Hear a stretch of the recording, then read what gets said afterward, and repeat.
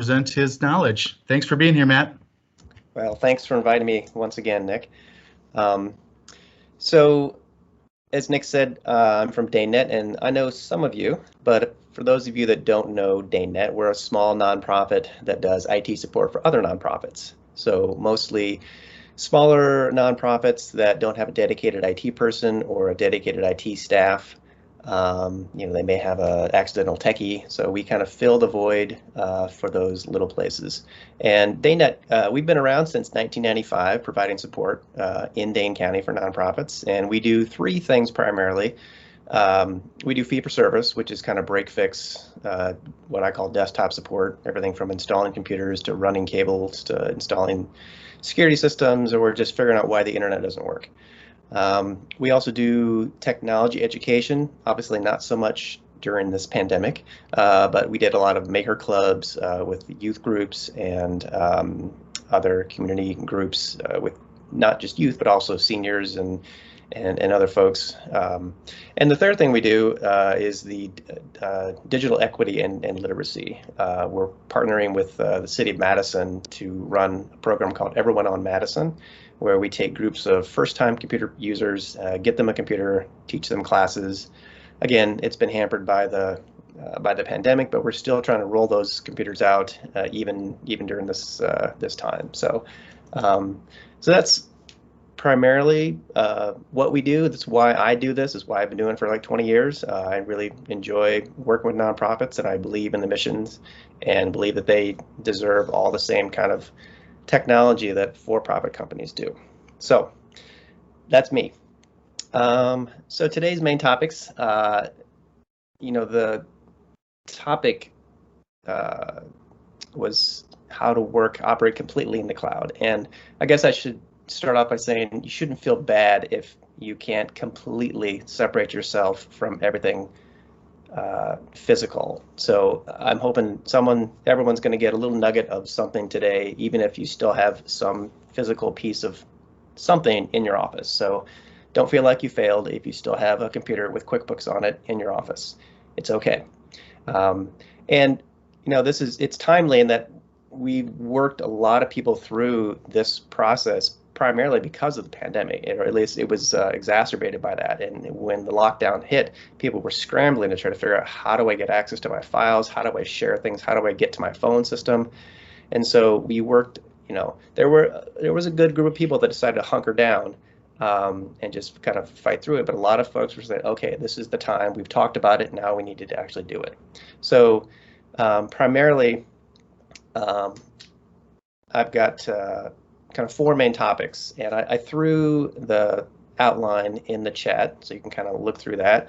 The first one is server decommissioning. Now, you may not have a server, but hopefully you'll get some nuggets of information from this. It's the kind of primary steps that we take people through when they have got a server on site and they don't want a server on site.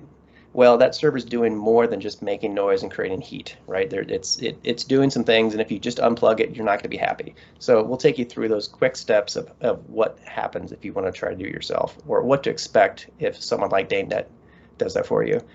The next thing I'll talk about are specialty apps, and those would be like financial applications like QuickBooks and databases like Access. That stuff doesn't really, they're specialty in that they don't work like PDFs and Word documents. You can't just throw them in the cloud and expect them to work like they did before. So you have to take some special care with those. So we'll talk about those. We'll talk about options for telephone and faxing, because if you're not in your office or you don't want to be in your office, that big beige phone system in the back does not do you any good. And so what are your options for that? And what are options for faxing, which is another big beige box in your office? And then finally, we'll talk about kind of some specialty appliances. And that's mostly for building mechanics. So if you've got like an HVAC system, if you've got door access control system, security systems, those kind of things that are, again, tied to a physical location. And if you don't want those tied to a physical box, what do you do? So jump in if you've got questions or something doesn't make sense. I'll try to blow through some of this stuff, and we'll have some time for Q&A at the end. And I'm going to now share my screen. And we'll monitor the chat room. Thank you, Matt.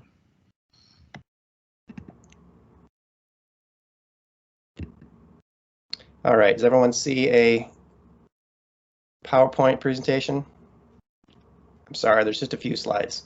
Yep. So server what was that? I see it. That's Good. all I was saying.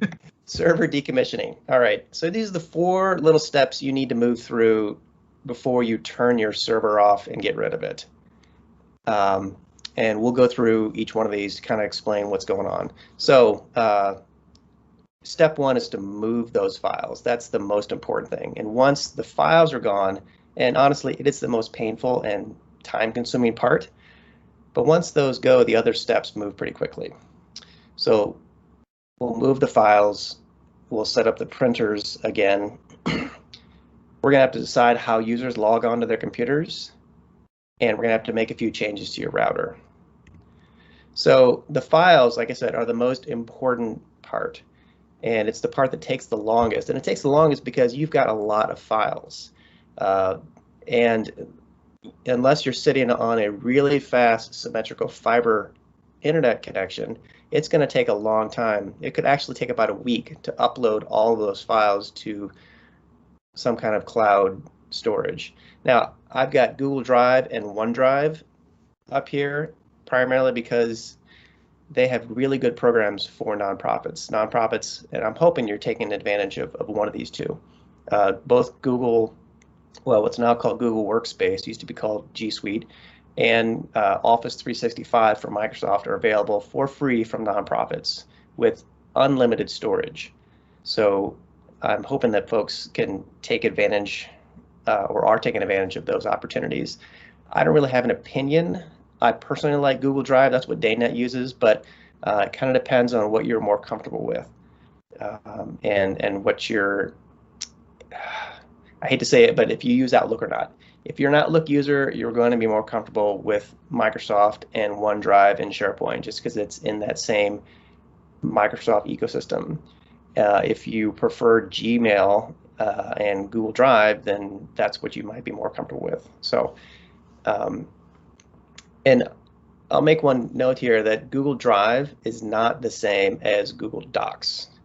Google Docs is the implementation of or it's Google's version of Word and Excel and PowerPoint, and with Google Docs, Sheets, and slides.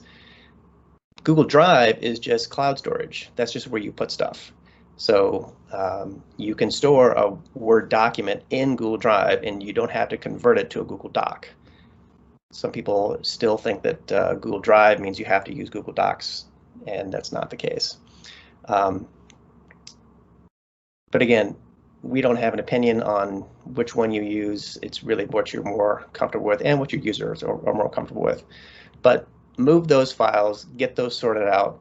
Again, this takes the longest amount of time, not just because of the upload time, but also because you may hate the way your files are organized right now. And you think, this is a great time to try to reorganize it. Well, that is a good time, but it will take a very much longer time to do that. So most people just dump that stuff up there and not worry about it, or they try to work on it later. So just get it moved, because once those are moved, the other things can flow a lot quicker.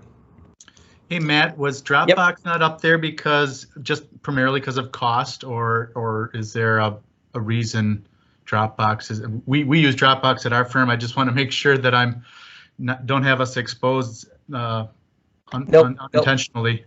No, you're not exposed, and you know, I list everything that I list here is something that we have had a hand in installing and working with, not just the files, but also some of the phone systems I'll talk about. So everything I can say with confidence, yeah, I've done this and it works. But it's not to say that if it's not up here, it doesn't work or I don't like it. It's just we haven't had a lot of opportunity with Dropbox, primarily because it's just so easy. You just sign in and download it, and boom, it's working. For the files, I primarily focus on Google Drive and OneDrive because of because it's free, and because of a lot of the other opportunities that nonprofits can take advantage of. For example, the storage for both Google Drive's Share Drive and Microsoft's SharePoint is unlimited. So you can dump as much junk in there as you want, and you never get nicked for any of the storage fees. Whereas with, I know, things like Dropbox and Box and some of the other ones, it's free up to a point, but after a certain amount of storage, you start to get charged for that. So so that's kind of why I like. And plus the Google Drive and OneDrive are all tied to your email accounts. You don't have to have a separate email account to control that access to that. So if you have an employee that leaves, you can cut off their account and they lose access to both their email and their cloud storage. So it's a little more a nicer way to manage that stuff. So, but you know, I know that plenty of people use Dropbox and it works perfectly fine. So, okay, thanks.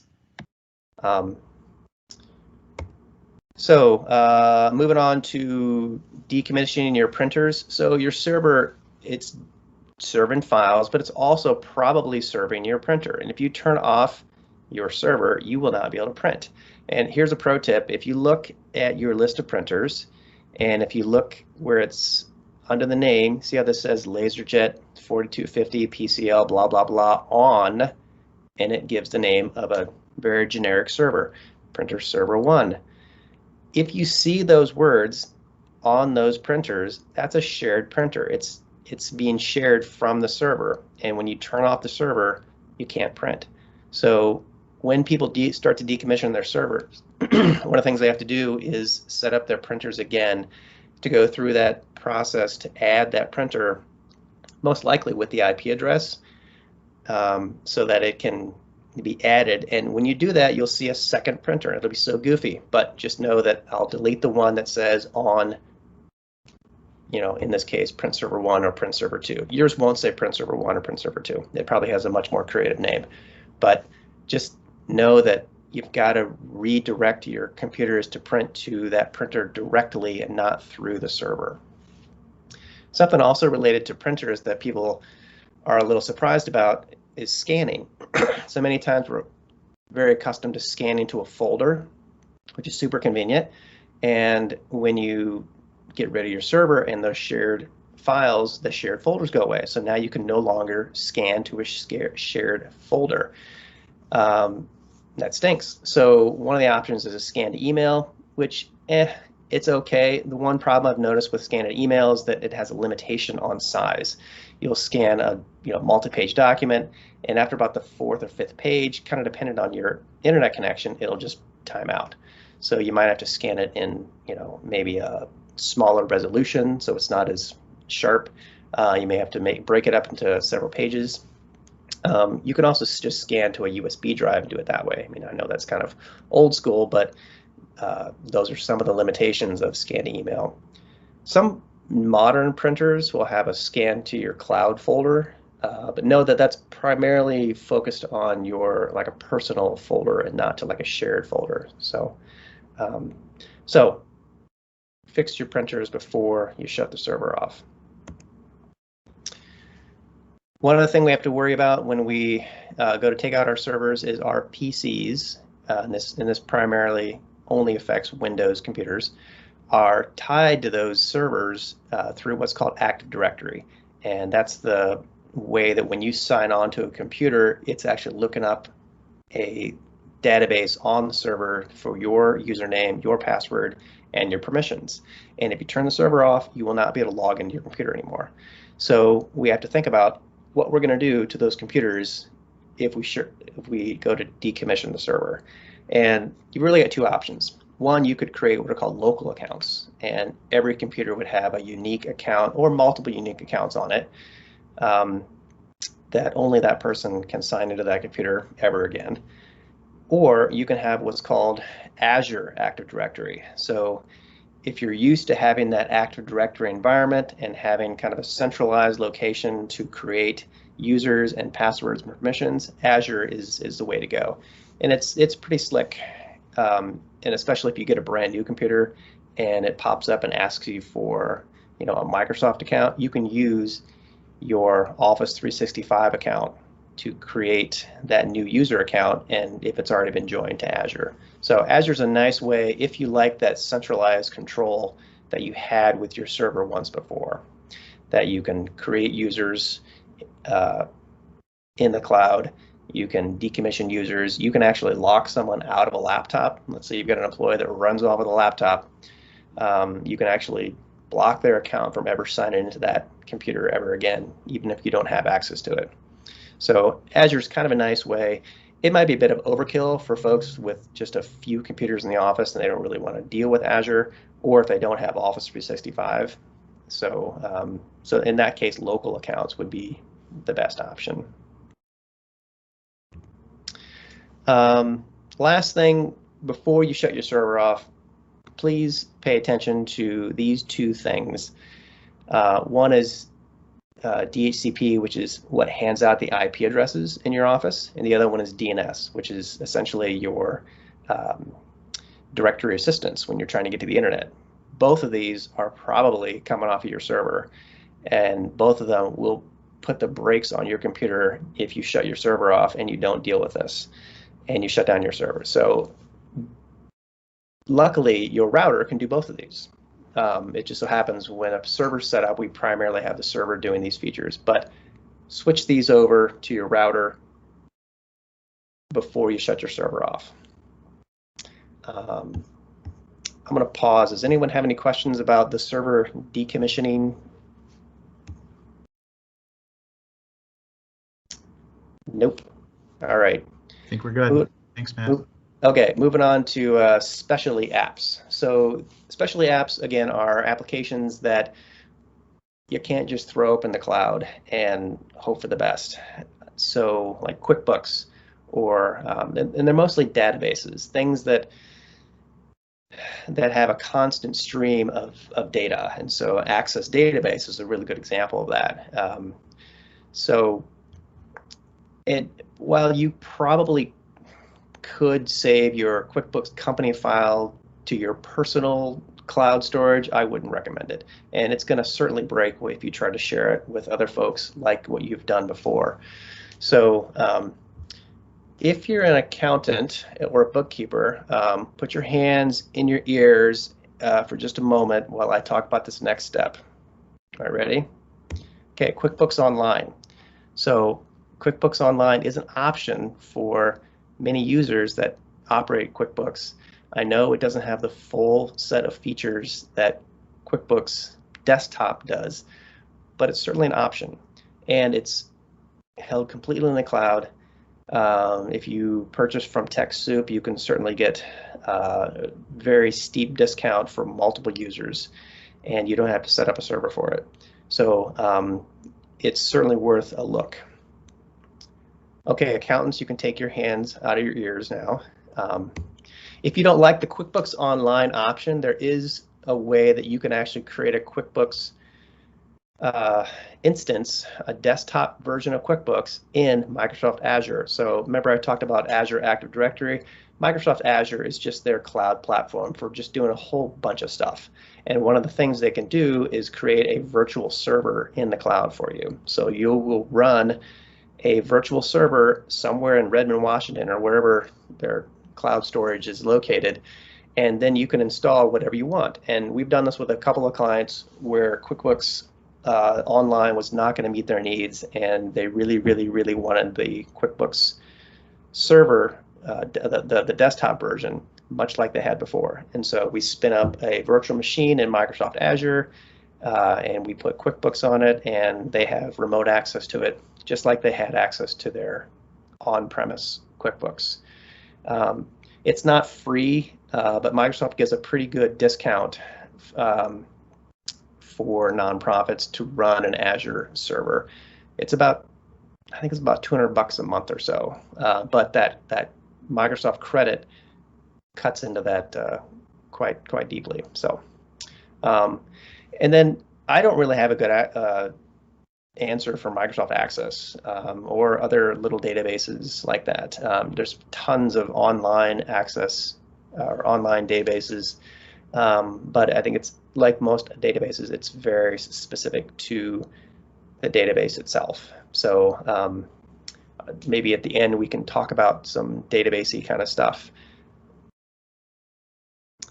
All right, if you've got a room in your office that looks like this is an analog phone system. It's that big box that's on the wall there with lots of little white boxes and lots of wires.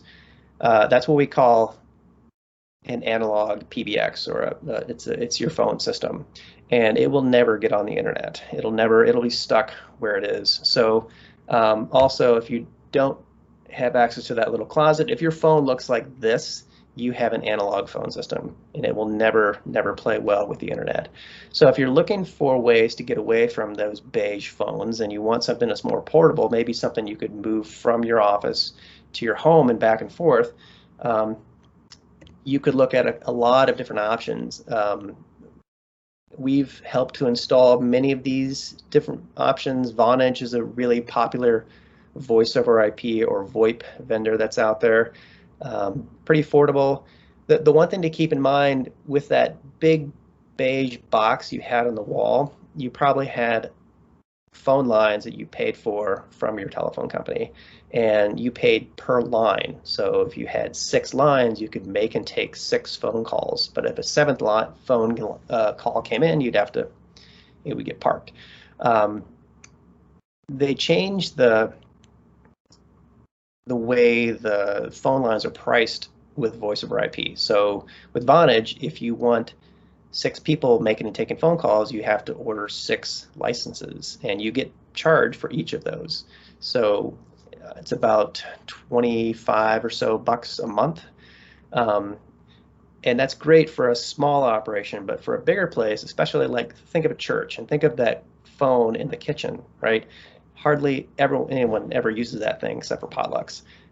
But if you have that voice over IP phone in the kitchen, you're going to get charged for it every single month, whether it gets used or not. So kind of keep that in mind, that the pricing models have changed a little bit. So Google Voice is another good option, and then Microsoft Teams has it's kind of a hybrid of using Teams and phones, and they have a lot of video conferencing options too. So online faxing is another thing we kind of touched on a little bit with the printer service. So if you get rid of your phone lines or your big fax machine, how do you do faxing? So eFax is just one of the many providers that are out there. That they tend to be one of the more expensive ones, but you know, I think they do it pretty well. You either pay by the page, or you can get a kind of a bulk subscription to have, you know, any number of faxes per month. And basically you create a document and then go to the website and upload it. And when you receive faxes, they just get dumped into an email, and they get emailed to either you or to multiple people. So we've had a number of folks who have gotten rid of their analog fax machines and been pretty happy with eFax. So.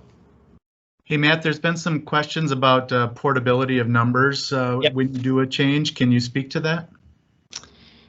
Yes, let me get to the chat here. So it was a specific question about just taking a number from our current system with us. Yes, yeah, almost all. So yeah, since 1996 or so, whenever the Telecommunications Act was, you were allowed to take your phone number with you.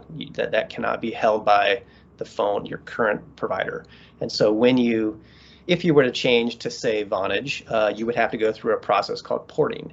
And porting is the process by which you request, hey, I'm moving my number from one ILAC to another, and that the current one basically says, okay, fine. Now they get up to 14 days to do that, so it's not something that happens overnight.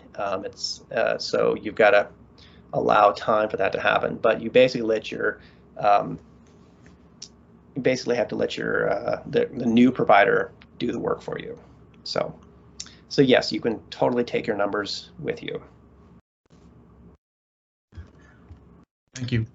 All right, let me get back to my screen here. Oops.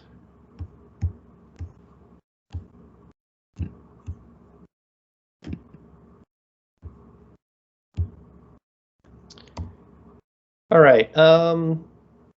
Especially appliances. This is primarily for those folks that have an office, and you might actually be in control of that office for the door access controls and the security system and everything. So again, something else to think about, that there are probably little boxes, or even on your server there may be things that are running some of the building mechanics. So door access controls is one of the big ones, and that's usually like a little PC somewhere, or maybe even a virtual machine that's running on your server, and we got to figure out something else to do with that thing.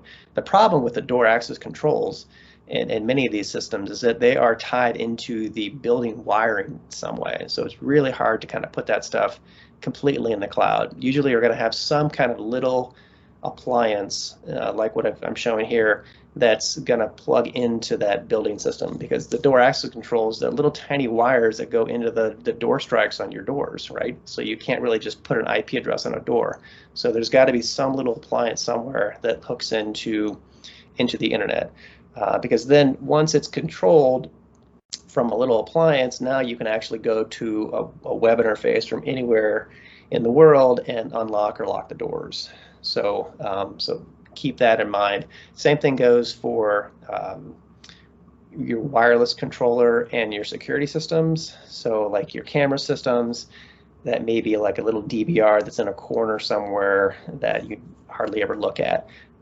Same thing with the wireless controller. Both of those can be controlled. We really like this product from Unify. Their cloud keys have access to control not only the wireless network remotely, but also the camera systems. So we've installed a lot of those lately.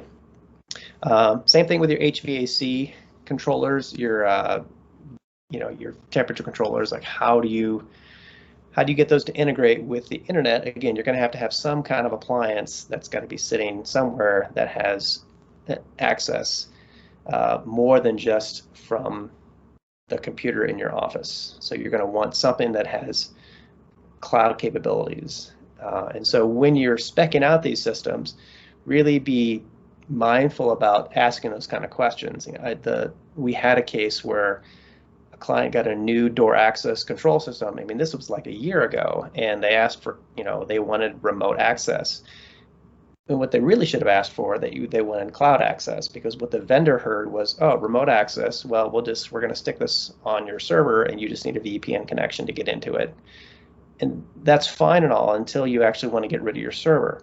So once the server's gone, you now have no place to log into to access this system. And so you really want to make sure the vendor is providing you a service that can be accessed completely on the outside without having to get into a system on the inside like a server, because your goal may be to get rid of any Windows servers in your environment, and you're going to need another endpoint to get access to those building systems. So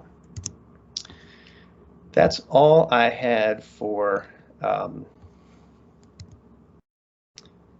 my slides. So what questions do folks have? I know I blew through that stuff. What did I miss? What questions did you have that didn't get answered, or topics I didn't touch on?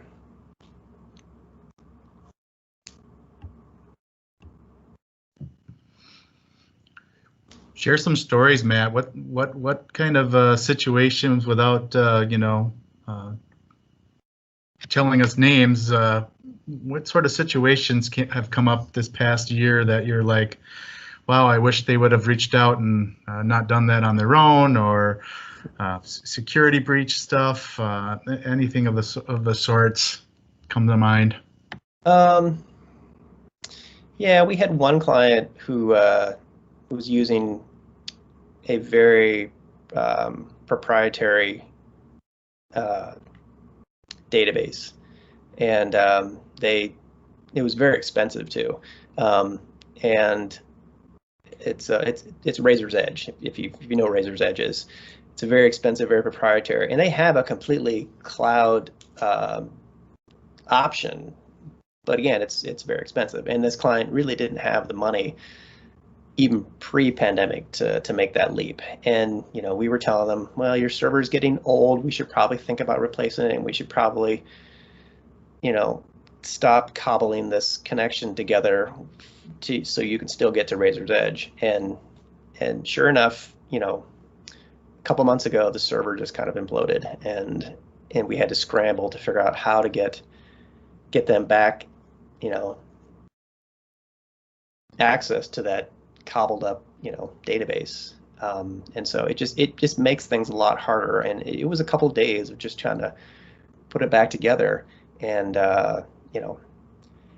but we let the client drive what's serious.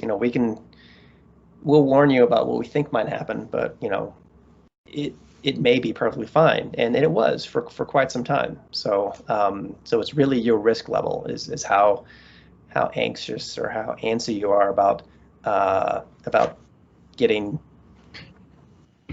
moving on something, or just kind of riding it out. So now we got some questions flowing in here. Have you looked at SR fax versus eFax? I have not. There are so many options out there. eFax is just one of the first providers that was doing cloud faxing way long ago, and so that's the one that I recommend to people. But I always tell people they are probably one of the most expensive ones. There's way cheaper options out there, but you just have to do your run the math, do the numbers. It probably also depends on how much faxing you really do. If you do very little faxing, eFax is probably not your option. But if you do tons of faxing, based on their subscription models, it may be actually more affordable. So, yeah. Derek, you might have to chime in here. How does increasing amount of remote work affect how we use the cloud? I'm particularly interested in hybrid collaboration. Derek, do you care to elaborate on that, Derek Van Mel? Yeah, Matt, so my question is, do we think about different sets of certain particular cloud services, and of course maybe the Wi-Fi connections and other things, and then also this is maybe not as much about cloud or maybe about other things as well, but also if people are in the office and some are not, well, how does that affect what platforms we use, bandwidth we need, hardware, etc. Does that make sense? Yeah,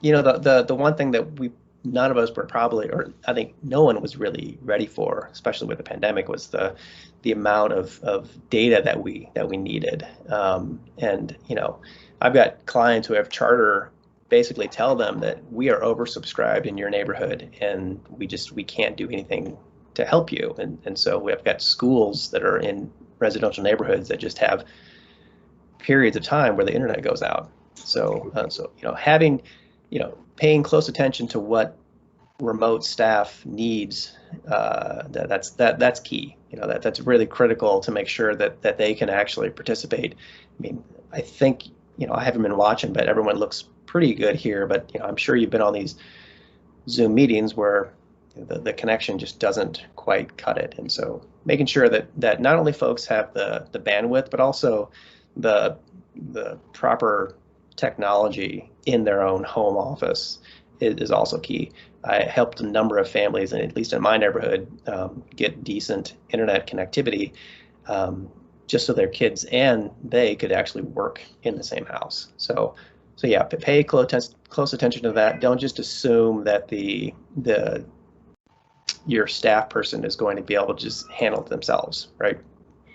And as far as the platforms, yeah, there's so many different options out there. I think it's really kind of what you're more comfortable with. It may make a bit of a decision based on where, again, it all starts with the files, I think. And if your files are stored in Google and you do a lot of stuff with Google Docs, then Google Hangouts is probably one of your best options.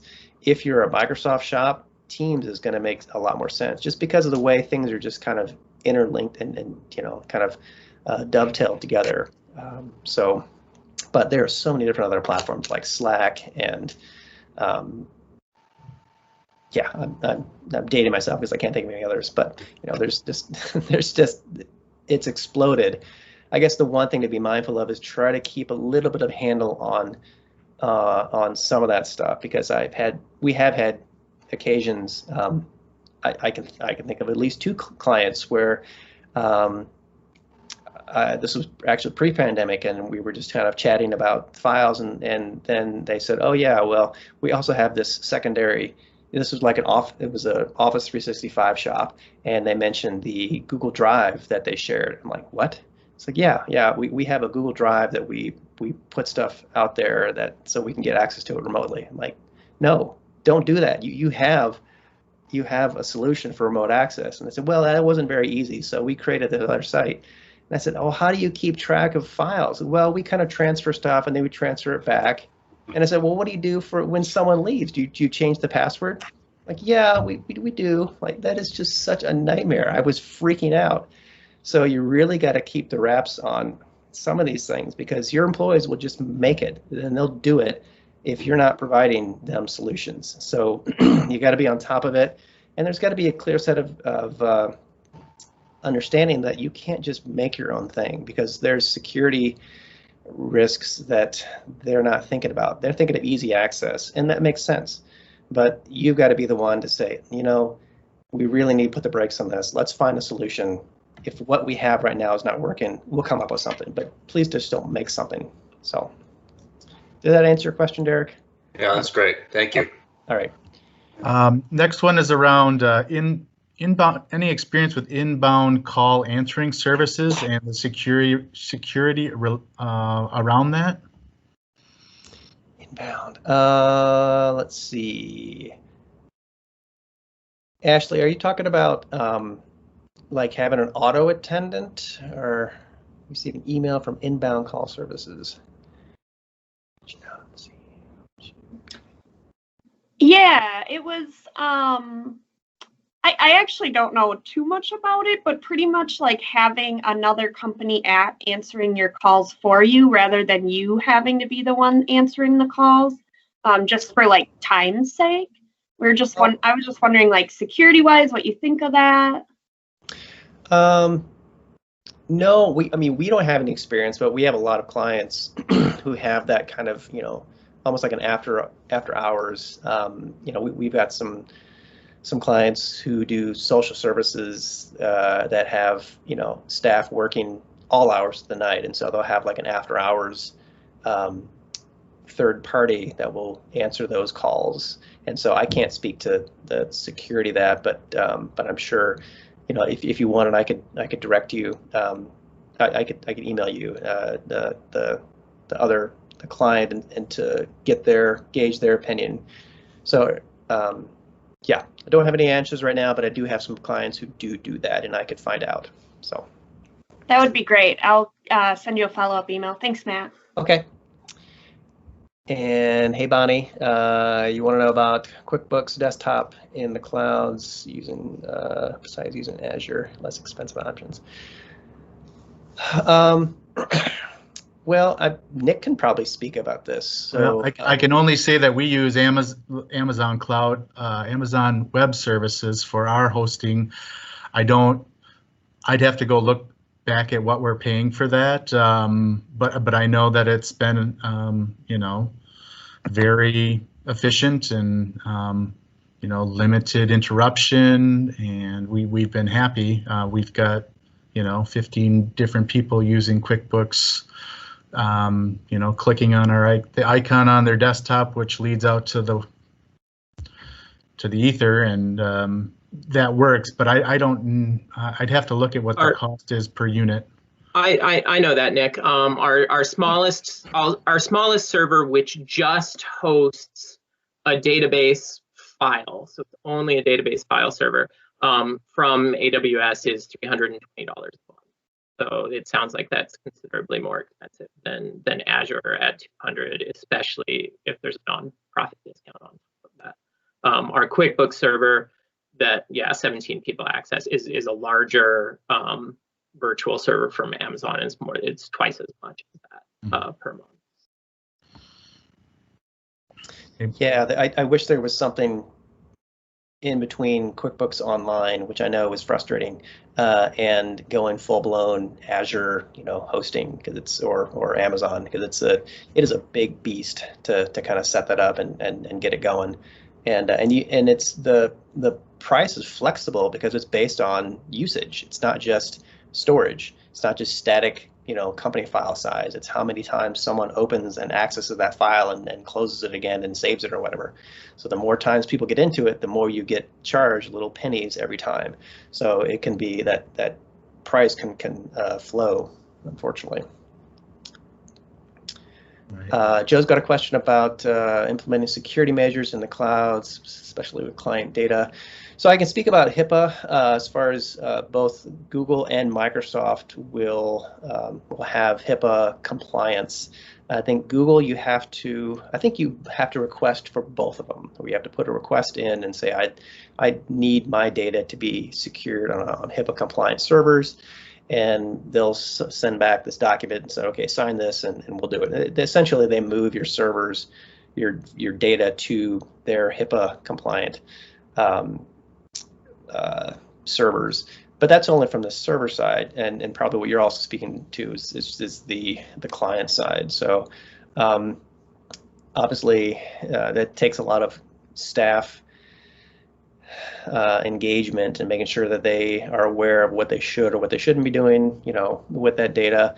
The one of the good things about cloud services is we have a lot more options for security. When email was just sitting on your desktop, there wasn't a whole lot of options to kind of secure that. But now that it's in the cloud, everyone knows that you can have two-factor authentication, and you definitely need two-factor authentication turned on. So it's the thing that when you try to sign in, it'll text something to your phone or make you, get a call or something. Everyone needs to have that turned on. There's no reason anyone should not have two-factor turned on. So, and there's other security features that you can implement with your cloud email and cloud services as well, which, again, things we didn't have access to on a server. And I know people think that having everything out on the internet could be scary and seem less secure, but I guarantee you Google and Microsoft have way more money to throw at security than any one of the nonprofits that we're dealing with. So and it's a big target. They have a big investment in keeping things secure. So I feel like it's just as safe, if not safer, to have your stuff in the cloud. So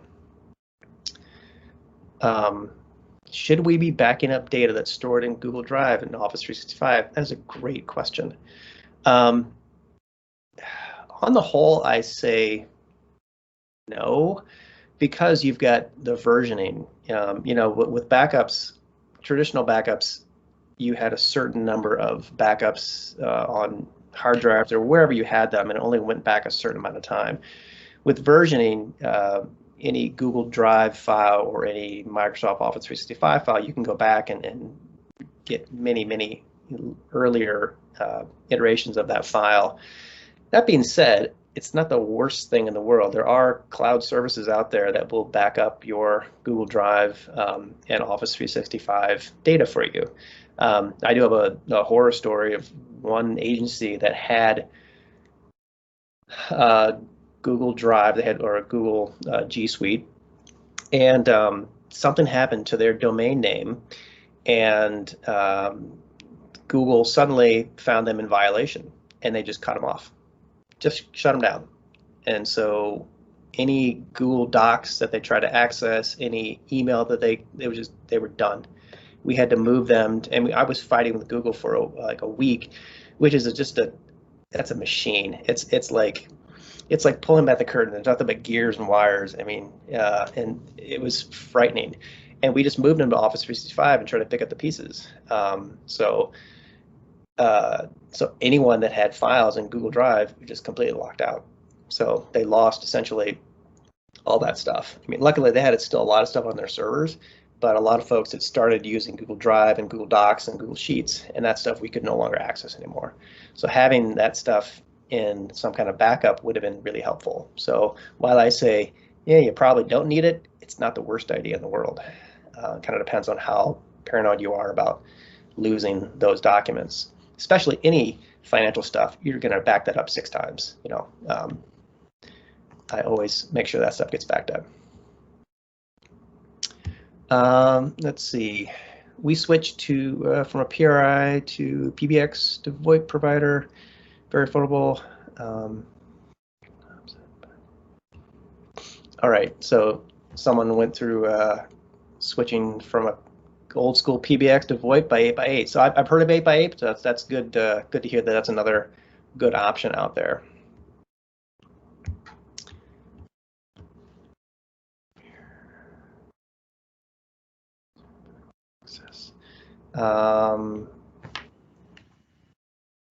Someone went from peer-to-peer. Oh, so you run backups on OneDrive. That's good. Okay. Other questions? Anything we didn't touch on? Is there any trending stuff, Matt, as far as, and it's never wrong, you covered some of what I think, the basics are, but is there anything more that's coming down the pipeline that people are starting to explore? Not right now. I mean, I think we're kind of in that time where we're, dipping our toes in this whole cloud, infrastructure, and because it's comfortable, right? It's well, not the cloud stuff, but your traditional server and that little S drive that pops up on your computer, or Microsoft Outlook on your desktop, or QuickBooks on your desktop. It's what we're used to. And so I think that we're at this point where we're trying to move people, people are wanting to move in this direction, and it's just takes a lot of hand holding. And again, I'm not advocating that you have to move everything to the cloud. I primarily did this presentation today for folks that wanted to do it, and like how you can do it successfully. But if you are happy with having a little server in your office and you keep backing it up, you just keep rocking it. I don't think there's anything wrong with that. That being said, I hope that my days of installing servers are limited, because I think there's better options out there. I think there's better ways, and this pandemic has taught us that I think we can thrive remotely. Whether you get rid of your office or not, I think working in a more flexible schedule, a more flexible environment is really what it's up to. And so if anything, that's on the trend. I'm hoping that once this pandemic is over, I mean, I love Zoom meetings. I mean, I know people have Zoom fatigue, but I hope that it's so easy for me to schedule meetings without having to think about how am I going to get there, how I'm going to squeeze this into my regular day. So I can be on a ladder, pulling cable, and come down, open my laptop, do my meeting, and get back up there again. And so I guess if anything, that's what I see. It's on the, it's what we learn from this lockdown, and what we're going to take with us, and what we're going to leave behind. So, and that's kind of what people are trying to figure out now. I've got some people who are completely jettisoned their offices, and some people are trying to, think, how can we work more remotely? I just don't think everyone's just like itching to get back in the office and do it the same way they did it before. So if anything, that's what I see is on the horizon. What are we taking from this experience? How are we going to adapting to it? And what changes? What are we going to keep? What are we going to get rid of? So. Yeah, I agree. I have to agree with your sentiments there. I think we're going to all look to whatever hybrid is going to work for all of us. And, we've done some initial surveys of our people, and, the idea of a standard office, if you will, is not very enticing anymore. So I agree with you on that. It was right out of the gate in 2017, the reboot of Enfren, and I was thankful that the tech company that we use in Fitchburg pushed me out to the cloud that instant, so I didn't have to worry about that physical server, which would have probably been in my home at the time. It prepared us well for this situation for sure, but it does give a lot of flexibility to how we operate. So I agree with you on that as well. The flexibility is huge for operations. And you know, the word you said, hybrid, I can't stress that enough. That's just really, you know, it's not all or nothing. It's what works for you. Use what tools that come along. If something's not working for you, don't use it. And again, don't feel bad that like you have to have something on premise. So. Great. All right. Well, I think we've reached the end of our time here. We've answered all of our questions. And Tyler, would you like to virtually pull the name for our $25 Amazon gift card winner? I already did, and Mitch Bray is our winner for this month. So congratulations, Mitch. We should have your email already. If not, feel free to send that to me, Tyler at numbersfornonprofits.com, and we will get that virtual Amazon gift card sent out to you. Well, thanks everybody for being part of our group this morning. We are Numbers for Nonprofits. We help manage money with mission. If you want to talk with any of us about helping out with any of the accounting stuff you might need here now through the pandemic and beyond, let me know. And if you are interested, come join us in May for my nonprofit notions. I'll speak about the lessons that I learned this last year, which were many, both within our clients and all of that, and just personally and what I learned. So I think it'll be a good topic, and we'll have some good interaction there as well. So continue on with your days, do good, and be good. Talk to you later. Yeah, bye. Thank you, everyone.